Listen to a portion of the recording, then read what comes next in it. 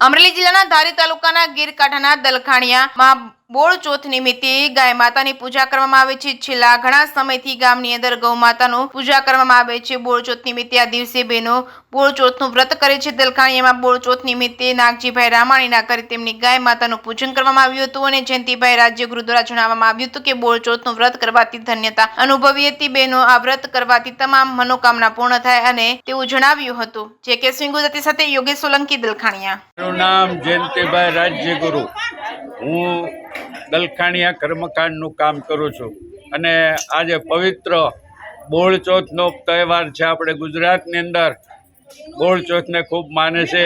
આ ચોથને દિવસે બૈરાઓ ગાય પૂજવા આવે છે અને ગાયનું પૂજન કરે છે, પરિક્રમા કરે છે। એટલે આજે આ બોળ ચોથનું શુભ દિવસ માનવામાં આવે છે।